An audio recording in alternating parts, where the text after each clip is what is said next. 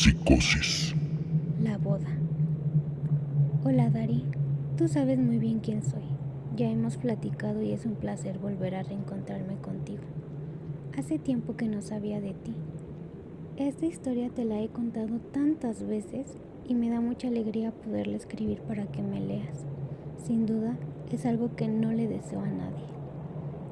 Nunca imaginé que planear mi boda, algo que soñé desde niña, terminaría convirtiéndose en una pesadilla que me cambiaría la vida para siempre.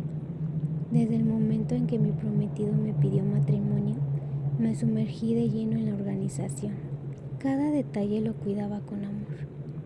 Los colores, las flores, el vestido, el lugar, todo tenía que ser perfecto. Quería que fuera el día más hermoso de mi vida y para eso invité a mis amigas más cercanas a ayudarme con los preparativos de la boda. Entre risas, ideas y copas de vino, pensaba que todo estaba saliendo como lo había imaginado. Pero entonces algo cambió. Mi amiga Mariana empezó a comportarse de una manera muy extraña. Al principio no le di la importancia, siempre fue un poco excéntrica. Me llevaba regalos extraños que, según ella, eran amuletos de protección o símbolos de buena suerte. El primero fue una jaula con 2 pajaritos blancos, adorables por cierto, pero al día siguiente amanecieron muertos. Me dijo que seguramente habían tenido una mala adaptación. Después, un hermoso collar de oro, que en menos de una semana comenzó a ennegrecerse como si se hubiera quemado. Y luego, otros regalos más sin sentido que parecían cada vez más siniestros. Empecé a sentir un miedo que no podía explicar. Era como si algo invisible se instalara en mi vida y sentía que me absorbía poco a poco. Las noches se llenaban de pesadillas. Una en particular me dejó helada. Yo vestía de novia, caminaba hacia el altar, cuando de repente todo se oscurecía y una voz me decía al oído: si te casas, morirás. Desperté empapada en sudor y con un grito ahogado en la garganta. A partir de esa noche, todo empeoró. Me sentía agotada sin razón, mi energía se desvanecía, comencé a dudar de mí, de todo. La ilusión por la boda se desvanecía con cada amanecer. Estaba a 2 días del gran día cuando Mariana, sin ningún tipo de tacto ni remordimiento, me miró a los ojos y me dijo: yo me acosté con tu marido. Mi mundo se detuvo. No le creí. ¿Cómo iba a creerle algo así? Estaba segura de que solo quería arruinar mi felicidad, pero la duda se clavó en mí como una espina. Confronté a mi prometido, desesperada, rota, y su silencio lo dijo todo. La boda se canceló. Caí en un abismo del que no podía salir. Me alejé de mis amigas, de todos. No soportaba el dolor, la vergüenza, la traición. Perdí mi empleo por faltas, por estar ausente aún estando presente. Casi pierdo el departamento donde vivía. Y como si eso no fuera suficiente, comenzaron a sucederme cosas que no podía explicar. Escuchaba pasos, voces que susurraban mi nombre. Sentía presencias que me observaban. Mi reflejo ya no parecía mío. No aguantaba más el estar sola, así que acudí un día de esos a la casa de mis papás. Mis padres, al verme, se horrorizaron. Mi madre me dijo que estaba demacrada y sus ojos se llenaron de lágrimas, pero mi padre, con una voz tranquila pero que emanaba terror, me indicó que algo me estaba consumiendo y que no era normal que estuviera así, que mi energía se sentía pesada. Yo no sabía cómo explicarles que sentía que me moría por dentro, que yo no reconocía mi propia vida, que todo había cambiado desde que Mariana empezó a ayudarme con la boda. Mi padre, desesperado, llamó a su hermana. Ella es curandera sanadora de esos males que no se ven pero que se sienten hasta el alma. Me llevó con ella y desde que me miró supo que algo no andaba bien. Me sentía muy quebrada. Mi tía me dijo que tenía una brujería encima y me lo dijo con total seguridad. Me lo recalcó. Esa amiga tuya no quería verte feliz. Te envidiaba y te quiere ver arrastrada. Mi tristeza se hizo más abundante. Yo quiero mucho a esa chica, pero ese amor que me tenía me estaba llevando a la miseria. No podía seguir así. Ella no tenía ese mismo sentimiento hacia mí, no era correspondida de buena manera. En esa cita, mi tía me hizo una limpia. Usó hierbas, humo, rezos, huevos. Todo parecía sacado de una película, pero yo sentía algo moverse dentro de mí, una sensación muy fea, muy extraña. Sentía que, no sé, que me quemaba en el infierno, era horrible. Como si, no lo sé, no puedo explicarlo. Lloré, grité, me quebré, pero milagrosamente, o no sé cómo decirlo, en los días posteriores, poco a poco comencé a sanar. Hoy, meses después, puedo decir que estoy empezando de nuevo. No sé, como que mi tía con esa limpia me ayudó a renacer. No sé cómo explicarlo, tal vez me tomen como loca.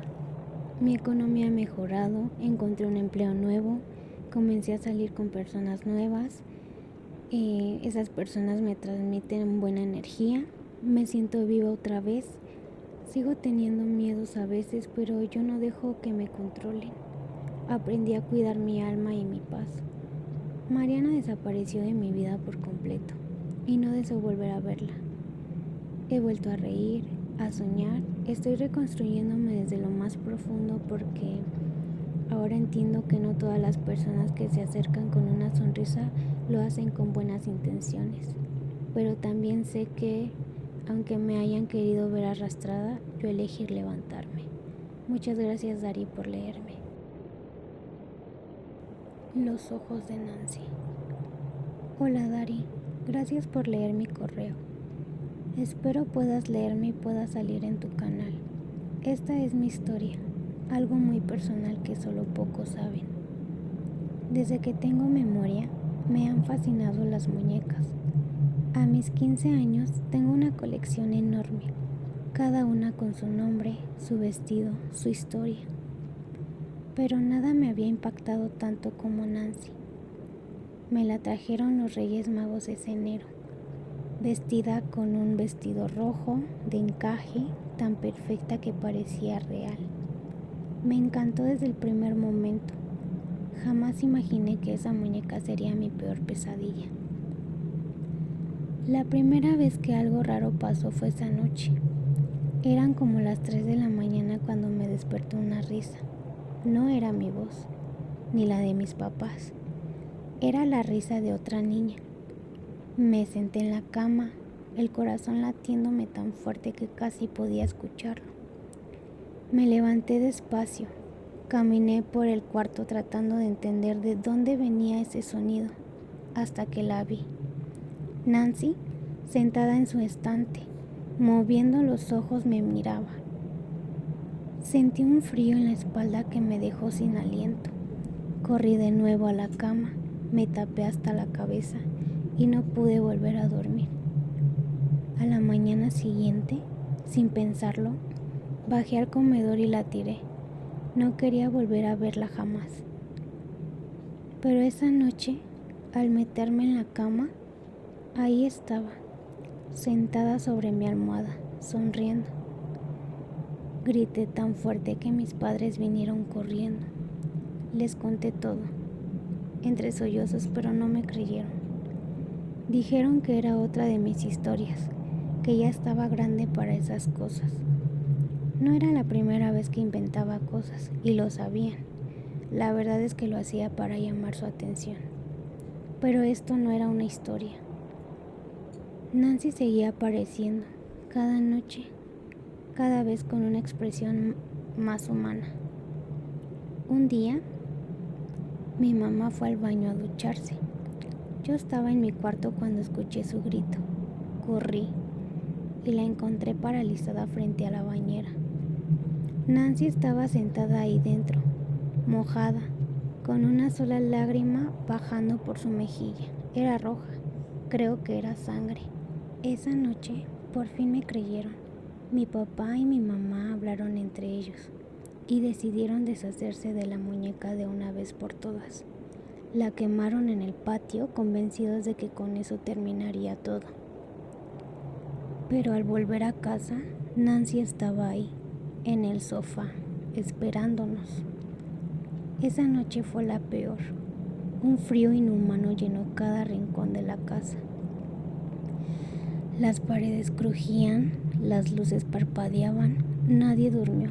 Sentíamos una presencia como si algo nos vigilara. Mi mamá, desesperada, llamó a su hermana. Ella conocía una curandera y fuimos a verla esa misma tarde. Era una mujer mayor, con una mirada que parecía atravesarte. Le contamos todo y después de escuchar en silencio nos dijo la verdad. Esto es un trabajo. Una mujer quiere destruir su familia, la amante de tu padre, dijo sin titubear. Yo me quedé helada. Mis papás también. Nos explicó que la muñeca era un canal para volverme loca, para que mis padres me rechazaran, que todo había empezado cuando ellos comenzaron a pelear casi a diario. La curandera nos limpió uno a uno. Usó huevos, hierbas, fuego. Rodeó a Nancy con sal y la envolvió en un paño negro. Dijo que había roto el hechizo. Esa noche dormimos tranquilos por primera vez. Pero al día siguiente, algo cambió.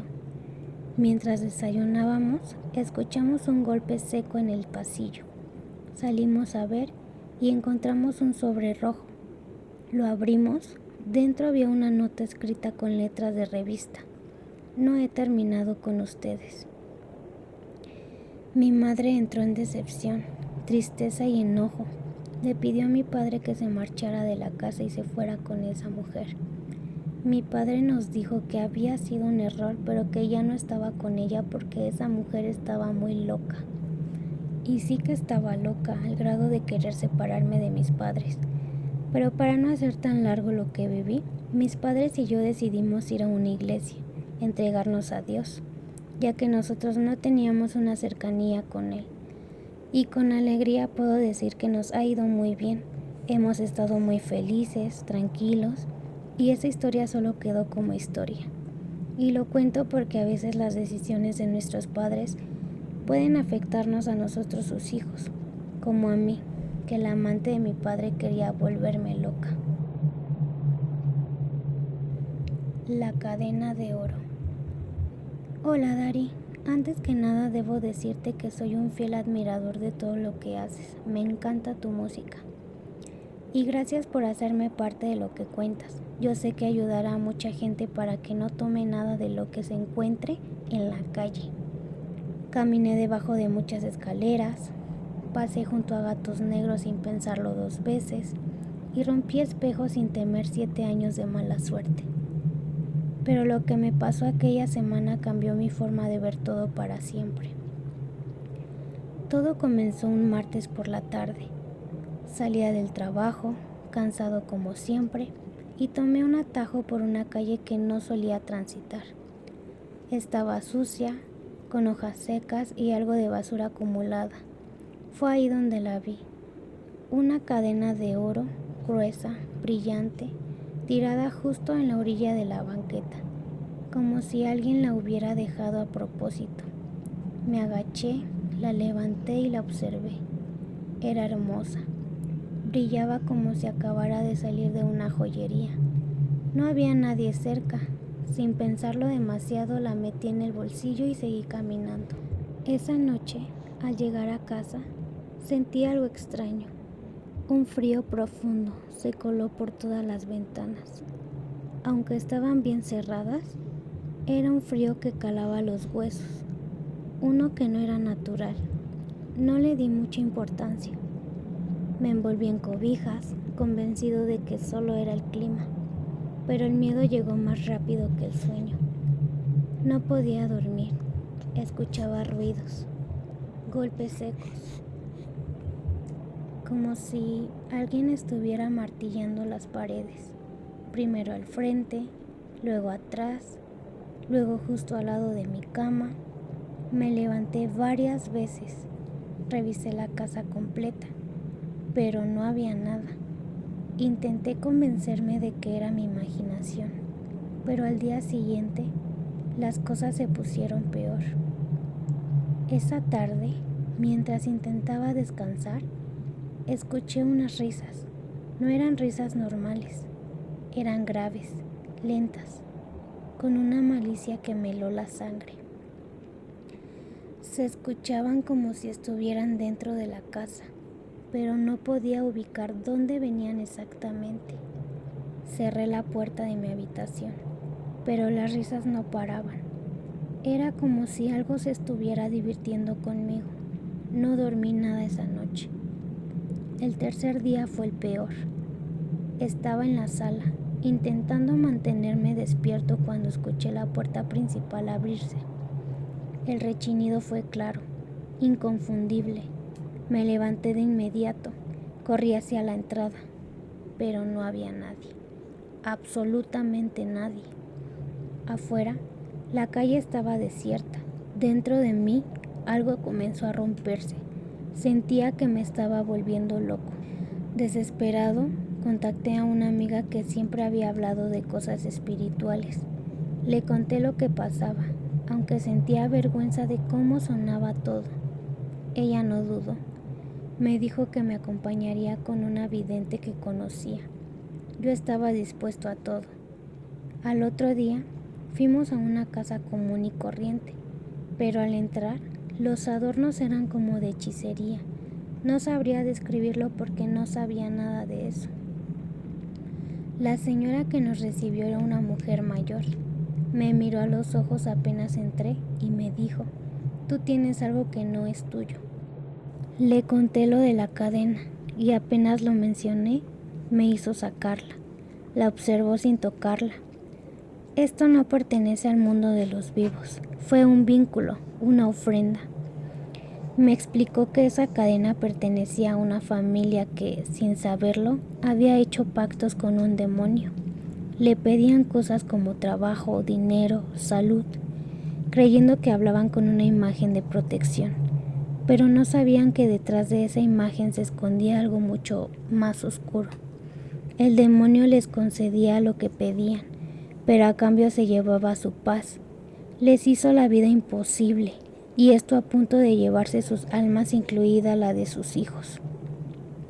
La familia, asustada, trató de deshacerse de todo lo que había usado en ese ritual, incluyendo esa cadena.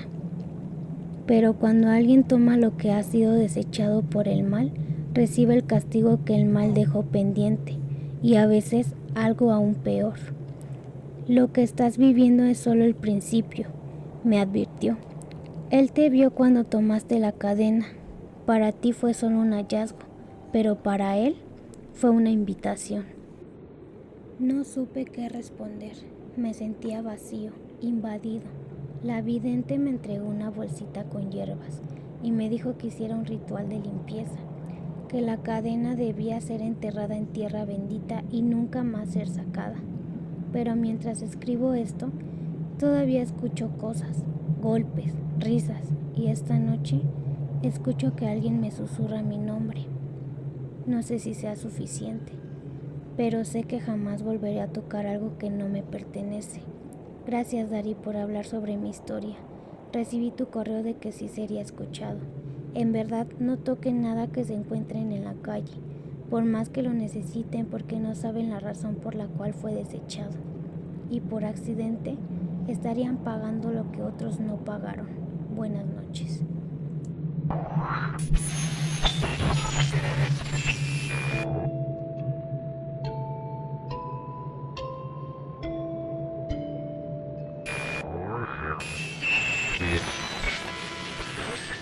Psicosis.